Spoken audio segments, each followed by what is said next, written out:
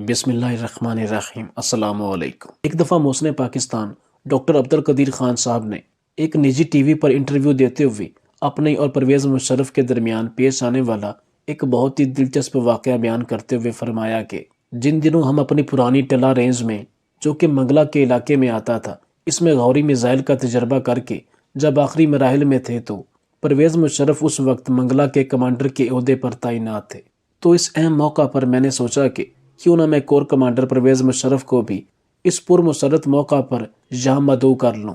چونکہ ہم نے اگلی صبح تجربہ کرنا تھا تو پھر شام کے وقت میں نے اسی گھر سے پرویز مشرف کو فون ملا کر کہا کہ ہم کل صبح 7:30 بجے یہاں سے میزائل فائر کرنے جا رہے ہیں اور یہ پاکستان کے لیے ایک بہت بڑا تاریخی دن ہے۔ بحیثیت کور کمانڈر اگر آپ بھی وہاں تشریف لے آئیں تو یہ ہمارے لیے خوشی کی بات ہوگی۔ دوستو، ڈاکٹر عبدالقدیر خان نے بتایا کہ پھر جب صبح میزائل فائر کرنے کا وقت آیا تو اس دوران ہماری توقع کے مطابق پرویز مشرف بھی موقع پر پہنچ گئے، لیکن جب وہ آ کر مجھ سے ملے تو یہ جان کر مجھے بے حد افسوس ہوا کہ پرویز مشرف کے منہ سے صاف اور واضح شراب کی بو آ رہی تھی۔ اب یہ بات اللہ ہی بہتر جانتا تھا کہ وہ صبح کے ٹائم پی کر آیا تھا یا پھر اس نے رات کی ہی پی رکھی تھی۔ خیر، شراب کی بدبو سونگھ کر مجھے کور کمانڈر پر شدید غصہ آیا اور اسی وقت میں نے بے قابو ہو کر پرویز مشرف سے کہا کہ کمانڈر صاحب، یہ آپ نے بالکل اچھا نہیں کیا۔ ایسے مبارک اور تاریخی موقع پر آپ اس حال میں آئے ہو، یعنی شراب پی کر آئے ہو، آپ کو شرم آنی چاہیے۔ میری یہ بات سن کر وہ بہت شرمندہ ہوئے اور اس کے چہرے سے ہی عیاں ہو رہا تھا کہ میری یہ بات اسے اندر سے بہت ناگوار محسوس ہوئی۔ خیر، مجھ سے بے عزت ہونے کے بعد وہ مجھ سے چپک کر کرسی پر بیٹھ گئے۔ لیکن دوستو، پھر جب فوجی ڈکٹیٹر مشرف کا دور اقتدار آیا تو اس نے محسن پاکستان کو اپنے نشانے پر لے لیا۔ ایک صحافی کے بقول پرویز مشرف کے دور میں یہ افواہ بہت پھیل چکی تھی کہ ان قریب ڈاکٹر عبدالقدیر خان کے خلاف کچھ نہ کچھ ہونے والا ہے، اور پھر واقعی جو ڈاکٹر صاحب کے ساتھ جو کچھ ہوا وہ پورے پاکستان نے بلکہ دنیا بھر نے دیکھا۔ وہ صحافی مزید لکھتے ہیں کہ ان دنوں جب میں ڈاکٹر صاحب کو ملنے گیا تو وہاں پہنچ کر انہوں نے مجھے اپنے دفتر میں بٹھانے کی بجائے کانفرنس روم میں بٹھا دیا۔ معمول کے خلاف ڈاکٹر صاحب نے کانفرنس روم کے ٹی وی کی آواز اونچی کی اور ایک کرسی کو گھسیٹ کر میرے قریب آ کر بیٹھ گئے۔ پھر آہستگی سے انہوں نے میرا حال احوال دریافت کیا۔ ڈاکٹر صاحب کی یہ حرکت دیکھ کر میں نے حیرت سے پوچھا کہ ڈاکٹر صاحب، آپ اتنی احتیاط کیوں کر رہے ہیں؟ خیریت تو ہے؟ میرے اس استفسار پر وہ آہستہ سے بولتے ہوئے مجھے کہنے لگے کہ میں آپ کو دفتر میں ملنے کی بجائے کانفرنس روم میں ٹی وی کی آواز بلند کر کے اس لیے آپ کے نزدیک آ کر بیٹھا کیونکہ میری بہت سخت جاسوسی کی جا رہی ہے اور میں جو کچھ بھی بولتا ہوں وہ سب کچھ کہیں سنا جا رہا ہے۔ یہ سب بتاتے ہوئے ڈاکٹر صاحب کچھ پریشان اور تھکے ہوئے نظر آ رہے تھے۔ پھر چند لمحے وہ خاموش رہنے کے بعد بولے، شکر ہے تم یہاں آ گئے، ورنہ پچھلے 5 دنوں سے مجھے کسی نے ملنے تک کی زحمت نہیں کی، اور جن کی پہلے سے ہی مجھ سے ملاقاتیں طے تھیں انہوں نے بھی ملاقاتیں منسوخ کر دی ہیں۔ بلکہ اب تو نوبت یہاں تک پہنچ چکی ہے کہ نہ کوئی مجھے فون کرتا ہے اور نہ ہی میرے کیے گئے فون کا جواب دیتا ہے۔ محسن پاکستان کی یہ درد بھری باتیں سن کر میری حیرت کی انتہا نہ رہی، اور اسی حیرت میں نے ڈاکٹر صاحب سے پوچھا کہ سر، آپ کے ساتھ ایسا سلوک کیوں کیا جا رہا ہے؟ میری اس بات کے جواب میں محسن پاکستان نے مسکرانے کی ناکام کوشش کرتے ہوئے کہا کہ میاں صاحب کو پتہ چل چکا ہے کہ وقت کا فرعون مشرف میرے خلاف ہو چکا ہے۔ مجھ سے ملاقات کر کے یا فون پر بات کر کے بھلا کوئی خود کے لیے خطرہ کیوں مول لے گا؟ محسن پاکستان کے منہ سے یہ مایوس کن اور درد بھری باتیں سن کر مجھے بہت افسوس ہو رہا تھا۔ پھر میں نے ڈاکٹر صاحب سے استفسار کیا کہ سر، آخر یہ سب کچھ آپ کے ساتھ ہی کیوں ہو رہا ہے؟ جواباً وہ بولے کہ یہ تو مجھے معلوم نہیں، لیکن مجھے لگ رہا ہے کہ اب یہ بہت جلد مجھے گرفتار بھی کر لیں گے، اور میں نے اپنے گھر والوں کو بھی آگاہ کر دیا ہے، اور مزید دفتر سے کچھ ضروری سامان بھی میں نے گھر بھجوا دیا ہے۔ ڈاکٹر صاحب کے منہ مبارک سے یہ سنتے ہی گویا میرے پیروں تلے سے زمین نکل گئی۔ میں نے انتہا کی حیرت سے پوچھا، سر یہ کیسے ممکن ہو سکتا ہے کہ کوئی محسن پاکستان ڈاکٹر عبدالقدیر خان کو ہی گرفتار کر لے؟ میری یہ بات سن کر ڈاکٹر صاحب نے ایک کہکا مارا اور بولے کہ جب کم ظرفوں کو طاقت مل جائے تو پھر سب کچھ ہی ممکن ہو جاتا ہے، اور پاکستان میں بھلا کب اور کس نے محسنوں کی قدر کی ہے؟ دوستو، بالکل ایسے ہی ایک واقعہ پاکستان کے سینئر صحافیوں میں شمار کیے جانے والے حامد میر نے بھی ڈاکٹر عبدالقدیر خان اور پرویز مشرف سے متعلق حیرت انگیز دعویٰ کرتے ہوئے بتایا تھا کہ جب ڈاکٹر عبدالقدیر خان نے اپنے نئے تجربات کے ذریعے غوری میزائل کی رینج بڑھانے کی پرویز مشرف کی آگے خواہش ظاہر کی تو جواب میں جنرل پرویز مشرف نے ڈاکٹر صاحب کو یہ کہتے ہوئے اہم کام سے منع کر دیا کہ آپ اسرائیل کو نشانہ بنانا چاہتے ہیں۔ دوستو، حامد میر مزید انکشافات کرتے ہوئے بتاتے ہیں کہ پھر میں نے ڈاکٹر صاحب سے پوچھا کہ جناب، آخرکار پرویز مشرف کو آپ کے ساتھ کیا مسئلہ تھا؟ پلیز ذرا کھل کر بتائیں، آپ تو ہماری جان ہیں، ہمارے قومی ہیرو ہیں۔ میرے اس اصرار پر محسن پاکستان نے پرویز مشرف کو ناقابل بیان قسم کی گالی دیتے ہوئے کہا کہ میں نے جب غوری میزائل کی رینج 5000 کلومیٹر تک بڑھانے کا آغاز کیا تو اس پروجیکٹ کی تکمیل کے لیے مجھے بہت بھاری فنڈز درکار تھے، اور جب میں نے ان فنڈز کا پرویز مشرف سے مطالبہ کیا تو انہوں نے کہا کہ اچھا، میں اب سمجھا، تم اسرائیل کو ٹارگٹ کرنا چاہتے ہو۔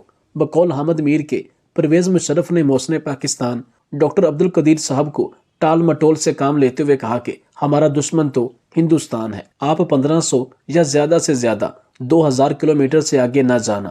دوستو، ویسے یہ بات یہاں قابل ذکر ہے کہ ویسے تو ہر پاکستانی بڑی آسانی سے یہ کہہ دیتا ہے کہ غوری میزائل کا رخ اسرائیل کی طرف کر دو، لیکن جس مرد مجاہد نے ایسا کرنے کی کوشش کی، بحیثیت پاکستانی آپ نے انہیں تو عبرت کا نشان بنا دیا۔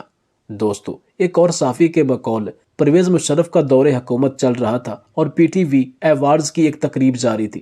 اس دوران محسن پاکستان ڈاکٹر عبدالقدیر خان صاحب اس تقریب میں تشریف لاتے ہیں اور قطار کی پہلی لائن میں لگی ایک کرسی پر بیٹھ جاتے ہیں۔ پھر یہ منظر دیکھ کر اس وقت کے وزیر اطلاعات شیخ رشید سٹاف کے ہاتھوں ڈاکٹر صاحب کے پاس یہ پیغام بھجواتے ہیں کہ پہلی قطار وزیروں اور مشیروں کی ہے، لہٰذا ڈاکٹر صاحب سے کہیں کہ وہ پچھلی قطار میں تشریف لے جائیں۔ پھر سٹاف کا عملہ آتا ہے اور ڈاکٹر صاحب سے تھوڑی سی بحث کرتا ہے، جس کے بعد ڈاکٹر صاحب کو پہلی قطار سے اٹھا کر پچھلی قطار میں بھیج دیا جاتا ہے۔ دوستو، بالکل اسی طرح ڈاکٹر صاحب نے ایک دفعہ ایکسپریس نیوز کے کسی صحافی کو اپنی زبانی بتایا کہ جب نواز شریف صاحب کا گزشتہ دور تھا تو انہوں نے مجھ سے وعدہ کیا ہوا تھا کہ وہ آئندہ مجھے ہی صدر بنائیں گے۔ پھر ڈاکٹر صاحب نے مایوس کن لہجے میں کہا کہ نواز شریف نے مجھے صدر کیا بنانا تھا، بلکہ الٹا انہوں نے مجھے ایک کوہٹا ریسرچ لیبارٹری سے بھی ریٹائرڈ کرنے کا ارادہ کر لیا تھا۔ پھر ڈاکٹر صاحب نے مزید بتایا کہ نواز شریف کے دور میں ہی میری زندگی کی کل جمع پونجی سے بنائے گئے میرے آشیانے کو سی ڈی اے کے کچھ بلڈوزر گرانے کے لیے آ گئے۔ پھر میں نے فوراً اس وقت کے وزیر داخلہ چودھری شجاعت حسین کو فون پر صورتحال سے آگاہ کرتے ہوئے سارا معاملہ بتایا تو وہ بغیر کوئی دیر کیے وہاں پہنچے اور آتے ہی سی ڈی اے بلڈوزر کے آگے بطور احتجاج کھڑے ہو گئے۔ یوں میرا گھر تباہی کے دہانے سے بچ گیا۔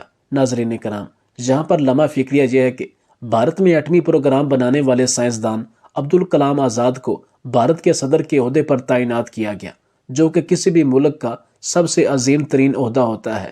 ان کی نسبت پاکستان میں بدقسمتی سے محسن پاکستان ایٹمی پروگرام کے سربراہ ڈاکٹر عبدالقدیر خان نے اپنی زندگی کس قسم پرسی میں گزاری وہ کسی سے ڈھکی چھپی نہیں ہے۔ ان پر ہر وقت سیکیورٹی، نگرانی اور ایک مخصوص گھر میں رہنے کی پابندی تھی۔ آخر کیوں دو مختلف ملکوں کے ایٹمی پروگرام کے سربراہان کے ساتھ یہ مختلف سلوک اختیار کیا گیا؟ ایک کو ملک کا صدر بنایا گیا، جبکہ دوسری طرف اسی عہدے کے سربراہ شخص کو بجائے کوئی عہدہ دینے کے یا اس سے مزید فائدہ اٹھانے کے اسے ایک قیدی کی طرح گھر کی چار دیواری میں قید رکھا گیا۔ ایک ریفرنس فیڈرل کورٹ میں زیر غور تھا۔ میں نے دیکھا کہ میرے ڈپٹی سیکرٹری فروخ امین ہر دوسرے روز مجھے بتائے بغیر لاہور آ جا رہا ہے۔ ایک روز میں نے اسے ڈانٹا کہ میری اجازت کے بغیر وہ بار بار لاہور کیوں جاتا ہے۔ اس نے صاف گوئی سے کام لے کر مجھے بتایا کہ وہ گورنر جنرل کا کوئی خفیہ پیغام کوڈ ورڈز کی صورت میں چیف جسٹس مسٹر منیر کے پاس لے جاتا ہے اور وہاں سے اسی طرح کوڈ ورڈز الفاظ میں ان کا پیغام گورنر جنرل کو لا کر دے دیتا ہے۔ فرخ امین نے مزید بتایا کہ صاحب کا تاکیدی حکم تھا کہ کسی کو ہرگز نہ بتائے۔ مجھے معلوم نہیں کہ گورنر جنرل اور فیڈرل چیف جسٹس کے مابین اس خفیہ پیغام رسانی کی نوعیت کیا تھی، اور نہ یہ وثوق سے کہا جا سکتا ہے کہ اس بامی خفیہ پیغام رسانی نے فیڈرل کورٹ کے فیصلے پر بھی اثر ڈالا تھا یا نہیں۔ البتہ اس میں کوئی شک نہیں کہ ایسے موقع پر مملکت کے سربراہ اور عدلیہ کے سربراہ کا باہمی رابطہ قائم کرنا دونوں کو زیب نہ دیتا تھا۔ خدا کر کے مسٹر غلام محمد نے کسی قدر بیزاری سے فیڈرل کورٹ کا مشورہ تسلیم کر لیا اور ایک آرڈیننس کے ذریعے آئین ساز اسمبلی قائم کرنے کا فیصلہ ہو گیا۔ جس روز آرڈیننس تیار ہو رہا تھا، مسٹر غلام محمد نے مجھے حکم دیا کہ جو ہی کاغذات مکمل ہو کر آ جائیں میں فوراً ان سے دستخط کروا لوں، اگر وہ سوئے ہوئے ہوں بھی تو بھی انہیں جگا کر دستخط لے لیے جائیں۔ میں اپنے دفتر میں بیٹھا انتظار کرتا رہا۔ سارے کاغذات آدھی رات کے قریب تیار ہوئے۔ میں انہیں لے کر مسٹر غلام محمد کے بیڈ روم میں گیا۔ وہ اپنے بستر پر سوئے ہوئے تھے۔ ان کی قوت ارادی کا ڈینمو بند تھا اور ان کا جسم بوسیدہ ہڈیوں کے ڈھانچے کی طرح پلنگ پر ایسے بکھرا ہوا تھا جیسے قبر نے اپنے مردے کو اگل کر باہر پھینک دیا ہو۔ میں نے ان کے ذاتی ملازم کی مدد سے بڑی مشکل کے ساتھ انہیں جگایا۔ بیداری کی لہر ان کے تن بدن میں اس طرح رک رک کر ٹھہر ٹھہر کر داخل ہوئی جیسے بہت سی چیونٹیاں روٹیوں کے ٹکڑے کو گھسیٹ گھسیٹ کر دیوار پر چڑھاتی ہیں اور وہ بار بار ان کی گرفت سے پھسل پھسل کر نیچے گر جاتا ہے۔ جناب کافی دیر تک اپنی پیلی پیلی آنکھیں جھپکا جھپکا کر امی گھونٹتے رہے۔ پھر اچانک انہوں نے مجھے پہچانا اور اس کے ساتھ ہی وہ فوراً گورنر جنرل کے سنگ ساسن پر براجمان ہو گئے۔ پہلے انہوں نے وزارت قانون کو کچھ جلی کٹی سنائی جو اتنی سست رفتاری سے کام کرتے ہیں کہ سربراہ مملکت چین کی نیند بھی نہیں سو سکتا۔ پھر انہوں نے کاغذات پر دستخط کیے اور چائے کے ساتھ انڈے کا حلوہ تیار کرنے کا آرڈر دیا۔ یہ اس بات کی علامت تھی کہ اب اسٹاف کے کچھ اور افراد کو بھی حاضری کا حکم دیا جائے گا اور اس کے بعد یہ محفل صبح 3-4 بجے اس وقت برخاست ہوگی جب انہیں نیند آور ٹیکا لگا کر سلا دیا جائے گا۔ میرے پاس دستخط شدہ کاغذات وزارت قانون میں فوراً پہنچانے کا بہانہ موجود تھا۔ میں نے اسے کامیابی سے استعمال کیا اور وہاں سے کھسک کر گھر آ گیا۔ اسی عرصہ میں مرکزی کابینہ میں بھی 2 بڑی اہمیت کے مالک نئے چہرے داخل ہو چکے تھے۔ ایک تو صوبہ سرحد کے مشہور کانگریسی لیڈر ڈاکٹر خان صاحب تھے، وہ منسٹر آف کمیونیکیشن بنے۔ دوسرے مسٹر حسین شہید تھے جن کے سپرد وزارت قانون ہوئی۔ ڈاکٹر خان صاحب کی جنرل سکندر مرزا سے ذاتی دوستی تھی۔ اس دوستی کی ابتدا اس وقت ہوئی جب سکندر مرزا صاحب پشاور کے ڈپٹی کمشنر تھے۔ سنی سنائی روایت ہے کہ ایک بار کانگریس لیڈر جلوس کی قیادت کر رہے تھے۔ سکندر مرزا نے جلوس منتشر کرنے کے لیے کوئی پولیس طلب نہ کی بلکہ اس کے خیر مقدم کے لیے جگہ جگہ شربت کی سبیلیں قائم کر دی۔ ہر سبیل پر جلوس والوں کو بڑے اتفاق سے شربت پیش کیا جاتا تھا۔ گرمی کے دن تھے، کانگریسیوں نے بڑے شوق سے شربت پیا جس میں جمال گھوٹا ملایا ہوا تھا جو کہ ٹیکوں میں بھرا ہوا تھا۔ کچھ دیر کے بعد سب کے پیٹ میں ایسا مروڑ اٹھا کہ ہزاروں کا جلوس آن کی آن میں منتشر ہو گیا۔ جب ڈاکٹر خان صاحب مرکزی کابینہ میں شامل ہو گئے تو ایک روز جنرل سکندر نے افسروں کو بطور خاص یہ نصیحت بھی کی کہ ڈاکٹر خان صاحب کو خوش رکھنے کا خاص خیال رکھا کرو۔ اس شخص نے ساری عمر جیل کی ہوا کھائی ہے یا پولیس کے ڈنڈے کھائے ہیں۔ ہم اسے بڑی مشکل سے گھیر گھار کر حکومت میں لائے ہیں۔ اب اسے لگژری لائف کا ایسا چسکا لگاؤ کہ وہ اس پنجرے سے باہر نہ نکل سکے۔ کہنے کو تو وزیر قانون تھے لیکن دراصل ان کی نظر وزارت عظمیٰ پر تھی۔ وہ پرائم منسٹر غلام محمد کو ناقابل توجہ سمجھ کر ان کے ساتھ بے روی سے پیش آتے تھے اور کابینہ کی میٹنگ میں اکثر ان کی سبکی کرتے رہتے تھے۔ ایک بار کابینہ کے اجلاس میں وزیر اعظم کسی مسئلہ کی وضاحت کر رہے تھے۔ مسٹر سہر وردی نے اپنی لا تعلقی اور بے التفاتی کا اظہار کرنے کے لیے اپنے بیگ سے بیٹری سے چلنے والا شیور نکالا اور وہیں بیٹھے بیٹھے داڑھی بنانے میں مصروف ہو گئے۔ البتہ ایک راز انہوں نے بہت اچھی طرح پا لیا تھا، وہ یہ کہ جس طرز کا نظام حکومت اس وقت ملک میں رائج ہے، اس میں عروج حاصل کرنے کے لیے گورنر جنرل کی خوشنودی حاصل کرنا لازمی ہے۔ چنانچہ وہ اس کے لیے حسب ضرورت ہاتھ پاؤں مارتے رہتے تھے۔ انہیں فوٹوگرافی کا بہت شوق تھا۔ وہ ساکت اور متحرک تصویریں کھینچنے کے لیے کیمرے کندھے سے لٹکائے مختلف تقاریر میں مسٹر غلام محمد کی تصویر کشی میں نمایاں رہنے کی کوشش میں لگے رہتے تھے۔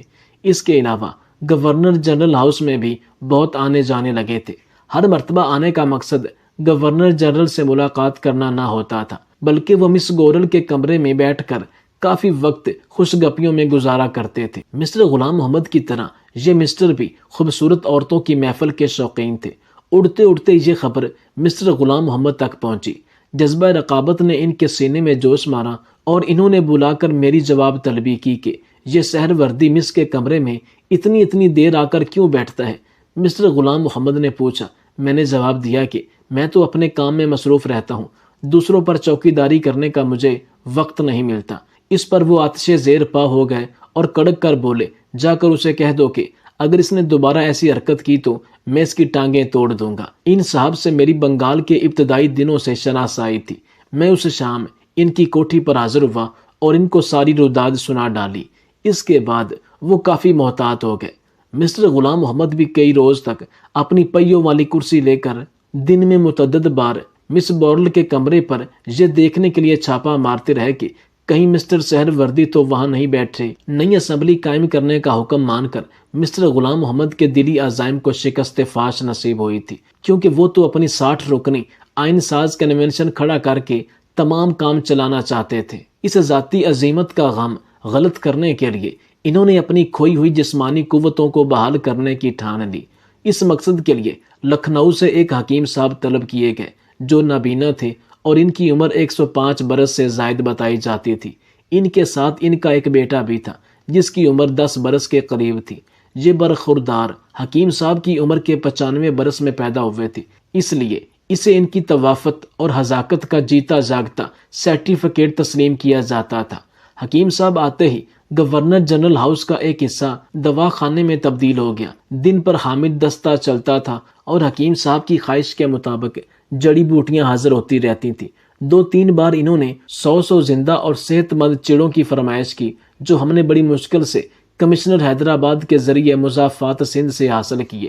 چڑوں کو ذبح کر کے ان کا مغز تو کسی دوا میں استعمال ہوتا تھا اور گوشت کی زخمی بنا کر حکیم صاحب خود نوش فرما لیتے تھے۔ ایک بار انہوں نے بکری کا ایسا بچہ طلب فرمایا جسے پیدا ہونے کے فوراً بعد آنکھیں کھولنے سے پہلے ذبح کیا جا سکے۔ گورنر ہاؤس کے کئی ملازم شہر کی حاملہ بکریوں کے سراہنے بیٹھے اور کسی نہ کسی طرح حکیم صاحب کی یہ فرمائش بھی پوری کی گئی۔ ان مغذیات وغیرہ سے قوی ادویات اور کچھ تاجات تیار ہوتے تھے جنہیں مسٹر غلام محمد کو بڑے اہتمام سے کھلایا جاتا تھا۔ اس ساری کارروائی کا کوئی اور نتیجہ تو برآمد نہ ہوا، البتہ ان کا بلڈ پریشر مزید بڑھ گیا اور ایک روز وہ اچانک بے ہوش ہو کر کومے میں چلے گئے۔ حکیم صاحب تو بستر بوریا سمیٹ کر رفو چکر ہو گئے اور گورنر جنرل کو آکسیجن لگا دی گئی۔ مسٹر غلام محمد کے ذاتی معالج کرنل بعد میں بریگیڈیئر سرور دن رات ان کے پاس رہے۔ اگلے روز شام کے 4 بجے کے قریب انہوں نے مجھے بتایا کہ گورنر جنرل کی زندگی کا چراغ گل ہونے کے قریب ہے، اس لیے میں پرائم منسٹر اور کابینہ کے دوسرے وزیروں کو اطلاع دے دوں کہ اگر وہ ان کا آخری دیدار کرنا چاہتے ہیں تو فوراً یہاں آ جائیں۔ مسٹر غلام محمد کے بیڈ روم کے دروازے کھول دیے گئے اور دیکھتے ہی دیکھتے وزیر اعظم کی کابینہ کے ممبروں اور گورنر جنرل کے ذاتی عملے سے کھچا کھچ بھر گیا۔ وزیر دفاع اور کمانڈر اینڈ چیف جنرل محمد ایوب خان فوجی وردی میں ملبوس تھے۔ انہوں نے بستر کے پاس کھڑے ہو کر گورنر جنرل کو الوداعی سلوٹ کیا اور ان کی مداح میں چند فقرے کہے۔ ان کی دیکھا دیکھی چند دوسرے وزیر اعظم بھی اسی قسم کی تقریریں کرنے کے لیے پر تول رہے تھے کہ اچانک مسٹر غلام محمد کے منہ پر لگے ہوئے آکسیجن ماسک میں کچھ جنبش سی ہوئی، پھر ایک ہاتھ پھر دوسرا ہاتھ بلند ہوا۔ کرنل سرور نے بڑی خوشی سے اعلان کیا کہ گورنر جنرل ہوش میں آ رہے ہیں۔ یہ سنتے ہی ساری کی ساری کیبنٹ سر پر پاؤں رکھ کر وہاں سے بھاگ گئی اور تھوڑی دیر کے بعد مسٹر غلام محمد تکیوں کے سہارے بیٹھے چائے اور کسٹرڈ اور کولڈ ڈرنک نوش فرما رہے تھے اور ساتھ ہی اپنے سٹاف کے ایک ایک فرد کو الگ الگ بلا کر تحقیق فرما رہے تھے کہ ان کی بے ہوشی کے دوران کون شخص کتنا خوش تھا اور کون کتنا غم کی کیفیت میں تھا۔ اس کے بعد مسٹر غلام محمد پر بیماریوں کے حملے شروع ہو گئے، کبھی تیز بخار، کبھی نمونیا، کبھی بلڈ پریشر۔ 2-4 ہفتوں کے اندر وہ بستر کے ساتھ چپک کر رہ گیا۔ اب فیصلہ ہوا کہ انہیں علاج کی خاطر سوئٹزرلینڈ بھیج دیا جائے۔ ایک سپر کنسنٹریشن ہوائی جہاز چارٹر کیا گیا اور مسٹر غلام محمد کو سٹریچر پر لٹا کر خفیہ طور پر جہاز میں پہنچا دیا گیا۔ پرائم منسٹر محمد علی بوگرا دوسرے چند وزیروں کے ساتھ میرے پاس آئے اور کہا کہ میں گورنر جنرل کی کار میں مسٹر غلام محمد کا روپ دھار کر ایئرپورٹ تک چلوں۔ مجھے یہ تجویز بہت مذاق خیز لگی اور میں نے یہ سماگ رچانے سے صاف انکار کر دیا۔ اول تو مسٹر غلام محمد کی شکل و صورت کے ساتھ میری کوئی مشابت نہ تھی، دوسرا انہیں پہلے ہی خاموشی سے ہوائی جہاز میں پہنچا دیا گیا تھا اور اب ان کی نمائندگی کا نقلی جلوس نکالنے کی بالکل کوئی ضرورت نہ تھی۔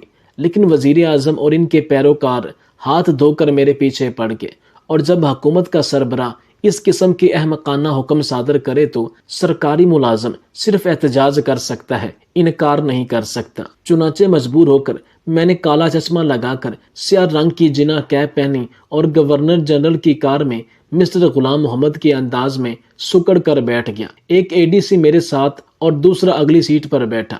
کار پر ایک طرف گورنر جنرل کا فلیگ اور دوسری طرف پاکستان کا پرچم لگا دیے گئے۔ ہمارے دائیں بائیں آگے پیچھے موٹر سائیکل سوار فوجیوں کا دستہ تھا، پھر سیکیورٹی پولیس کی گاڑیاں تھیں، اس کے بعد وزیر اعظم کی کار تھی، ان کے پیچھے وزیروں اور افسروں کی گاڑیاں تھیں۔ ہمارا یہ قافلہ شان و شوکت سے روانہ ہوا، لیکن راستے بھر کسی نے اس کا نوٹس نہ لیا، کیونکہ پولیس والوں کی مہربانی سے ایئرپورٹ تک ساری سڑک سنسان پڑی تھی۔ سارے راستہ مجھے یہ خیال آتا رہا کہ اس وقت ہم سب لوگ مل کر گورنر جنرل کے فلیگ اور پاکستانی پرچم کی جی بھر کر بے حرمتی کر رہے ہیں۔ ایئرپورٹ پر جانے والا ہینگر جہاز ہینگر کے اندر کھڑا تھا۔ وزیر قانون مسٹر سہروردی اپنے کیمروں سے لیس اس کے آس پاس منڈلا رہے تھے۔ ابھی تک انہیں معلوم نہ تھا کہ مسٹر غلام محمد جہاز کے اندر پہنچا دیے گئے ہیں۔ ہمارا جلوس وہاں پہنچا تو وہ بڑے شوق سے گورنر جنرل کی مخصوص کار کی طرف لپکے اور رکتے ہی اس کا دروازہ بے حد احترام سے کھولا۔ کار سے مسٹر غلام محمد کی جگہ جب میں برآمد ہوا تو مسٹر سہروردی ہکا بکا رہ گئے۔ انہوں نے حیرت سے پوچھا، یہ کیا تماشا ہے؟ میں نے انہیں سارا ماجرا سنایا تو مسٹر غلام محمد سے ملاقات کرنے ہوائی جہاز کی طرف لپکے، لیکن کرنل سرور نے یہ کہہ کر روک دیا کہ گورنر جنرل اس وقت کوما میں ہیں۔ سوئٹزرلینڈ کے ڈاکٹرز کے علاج معالجہ کے بعد ان کی طبیعت کچھ سنبھلی تو ایک روز وہ پکنک منانے ایک پرفضا مقام پر گئے۔ لنچ کے وقت ایک ریسٹورنٹ میں سٹاف کو الگ میز پر بٹھایا گیا اور مسٹر غلام محمد مس بورل اور اس کی والدہ کے ساتھ علیحدہ ٹیبل پر بیٹھے۔ کھانے کے دوران ان پر فالج کا ایک اور حملہ ہوا اور انہیں ایمبولینس میں ڈال کر زیوریج والے کلینک میں داخل کر دیا گیا۔ کچھ عرصہ بعد جب مسٹر غلام محمد واپس کراچی آئے تو ان کی دماغی حالت اور بھی پیچیدگی اختیار کر چکی تھی۔ وہ سویرے سوٹ پہن کر کیبنٹ روم میں آ جاتے تھے، اپنے اسٹاف کے مختلف افراد کو جمع کر کے ہر روز نئی کابینہ بناتے تھے، ان سے حلف اٹھواتے تھے، ان لوگوں کو تقسیم کرتے تھے اور اس کے بعد گھنٹوں کیبنٹ میٹنگ ہوتی تھی جس میں وہ خود لگاتار ایسی باتیں بولتے رہتے تھے جو کسی کی سمجھ میں نہ آتی تھی۔ ماں سوائے وقت کے ضیاع کے کسی کا کچھ فائدہ نہیں ہوا۔